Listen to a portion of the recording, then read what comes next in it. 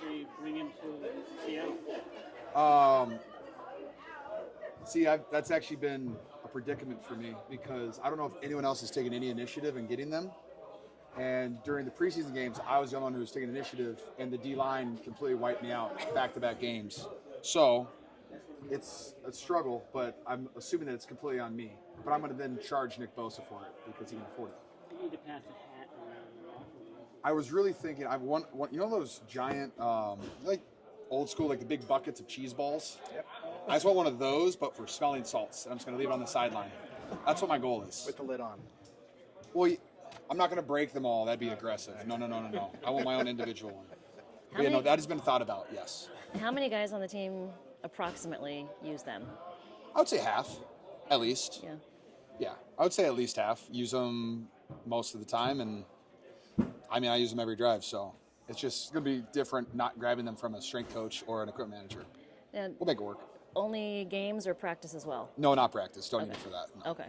George, for so long, you guys have had so many guys that have been back and been together for a long time. This year, obviously, a lot of change. Does it feel different not knowing, maybe more uncertainty about what you're going to see on Sunday? Yes and no. Like every season, you have new guys that come into your locker room and try to play to the standard that we've set here, in my opinion. And when I look at our offense, we only lost 2 starters from last year, right? From Aaron Banks, who, love and miss him. Fantastic player, fantastic locker room guy. We placed him with Ben Barch, who I think has had a really solid training camp. And, we lost Debo, which is Debo's Debo. It's hard to replace like a superstar talent like that. But between Juwan and Ricky, and whenever we get DeMarcus Robinson back, huge fan of him. MVS has looked pretty good the last couple of days. And it is what it is. But, we still got our core group of guys and the majority of our offense. So I still expect our offense to play at a really high level. And then, defense, there's a lot of new faces, what it seems like, and I understand that. But the nice thing about that is that Robert Saleh, also he's our best signing this offseason, our best free agent that we got. And I think he'll just be able to put the defense together. That was a nice step over.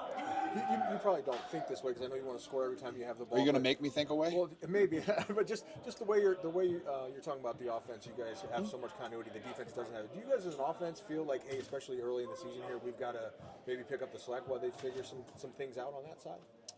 I just know that our offense needs to score a lot of points, and I'm aware of that. We've all, like I said, we haven't lost that many key pieces. Yes, Debo's a key piece, but I feel like we are good enough throughout the rest of our offense to score points, and we are vets enough. We've been executing this offense for years now. We should be able to go out there and be efficient and score a lot of football points. You and Brock have scored a lot of points in Seattle over the last few years. We have. How is that chemistry going into this season and all that work you put in together in the offseason, whether it's Nashville and here? How do you think it's going to pay off? I think it's going to be really good for us. I was really excited to get, to be able to throw routes with Brock the entire offseason. That was really fun for me. Just being on the same page, and I think that transitioned really well into training camp. I think between us two, I don't think we really had a bad day in training camp. We were challenging each other. Defense was challenging us. So I'm excited about that. And I think we'll go straight into the game. And, hopefully we just start fast and get the ball rolling. And it'll be really fun for us. You and Brock have anything going Iowa State? Thank you for a good question, finally. Goodness, real reporting.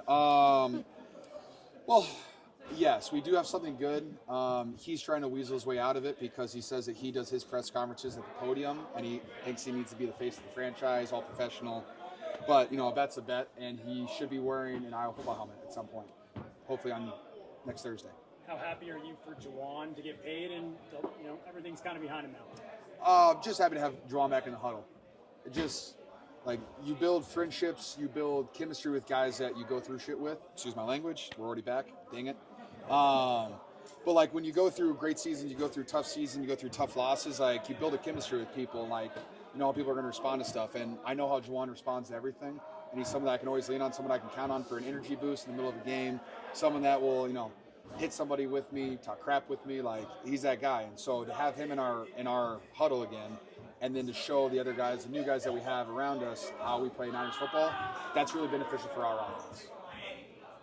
George, I don't know how much you paid attention to what Travis Hunter is trying to do, but can you imagine trying to play both ways, and what would you be like as a defensive player? I think really the only defensive position I could play is outside linebacker in a 3-4 defense. I was, first team All-State safety, but I think that was 80 pounds ago, so I'm not going to do that.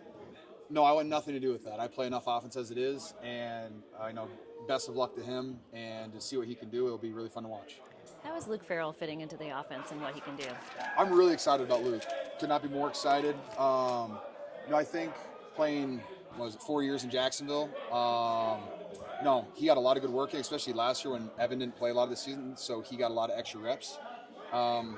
So he has the right mindset for it. He loves football. You can tell the way that he practices every single day. And then he just takes advantage of his opportunities, and he asks a bunch of questions. And I really like playing with guys who ask a bunch of questions, who want to get better, like, hey, what do you think about my hands here? What do you think about my footwork here? And so just being able to have that conversation with him has been really fun for me. And also I'm a huge fan of the fact that he's 6'5", like 260. Love that. Is he going to change what you're able to do on the field a little bit? If he frees me up and lets me run more routes, I'm all for it. He can run routes too. It's fun to have, how should I say this? When the team invests in another tight end, you know that they're going to be on the field with you, throughout the season. And so, they put their confidence into him, and so it's easy for me to pull him along, and I know I'm going to be on the field with him a bunch, get a ton of snaps with him. So that'll just be really fun for us. Given that Christian hasn't been able to play in a long time, and he just didn't get to play a lot last year, have you been able to sense how eager he is over the last week? Yes, he's very excited.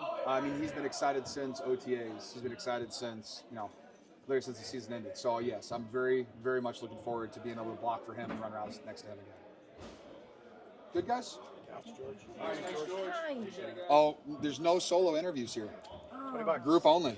really? Yeah, that's it. Oh, man. Zach, does she get a private interview right now? I do. No, we actually got to get Brock right now at the podium. Oh, okay.